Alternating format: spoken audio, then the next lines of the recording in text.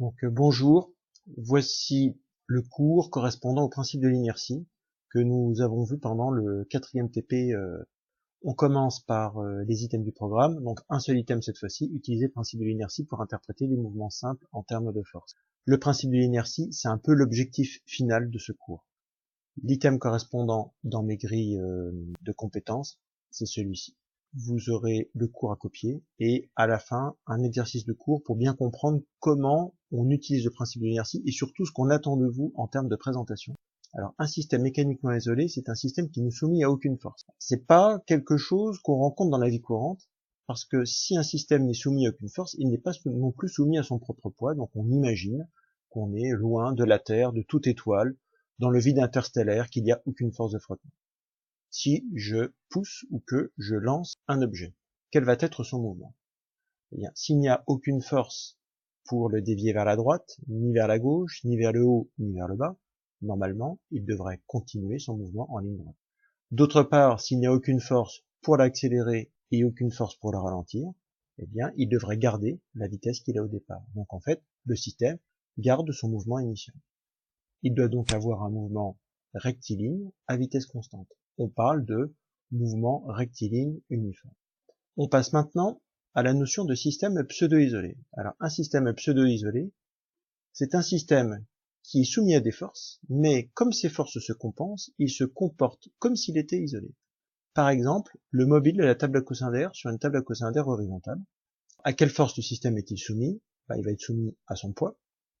Alors, s'il n'était soumis qu'à son poids, il serait en chute libre. Donc, il y a aussi une force de réaction du support qu'il maintient à son altitude. Alors, quelle relation attend entre ces forces? Elles se compensent.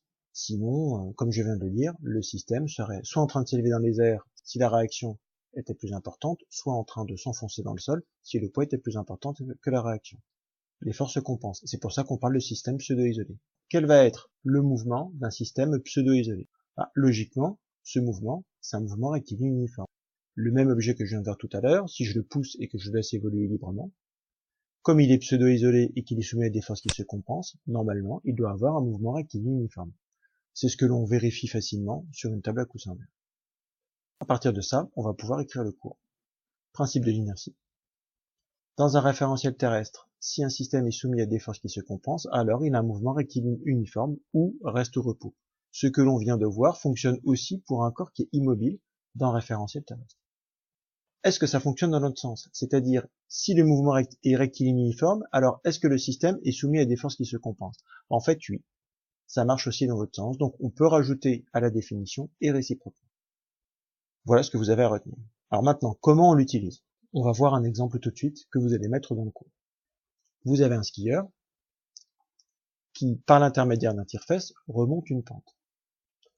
On vous demande d'en déduire la relation entre les forces qui s'exercent sur lui. Alors bien sûr, on va utiliser le principe de l'inertie. On vérifie que les conditions sont réunies.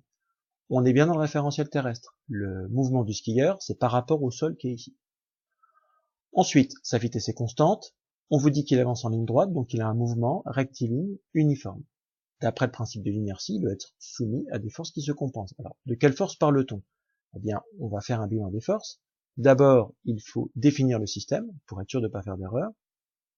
Le skieur et son matériel, donc le skieur avec les skis. À quelle force est-il soumis? Son poids, vertical vers le bas, la réaction du support, perpendiculaire au support, donc pas forcément vers le haut, la tension du fil, qui a pour sens le fil pour direction, le sens de l'attraction, et puis, éventuellement, une force de frottement, qui a la même direction que le déplacement, mais qui s'oppose au déplacement.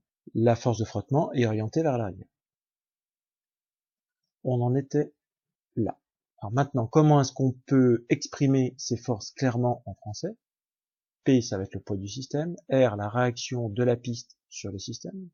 T, la tension de la perche sur le système. Et F, le frottement de la piste sur le système. Alors maintenant, on arrive à l'expression finale de la réponse à la question.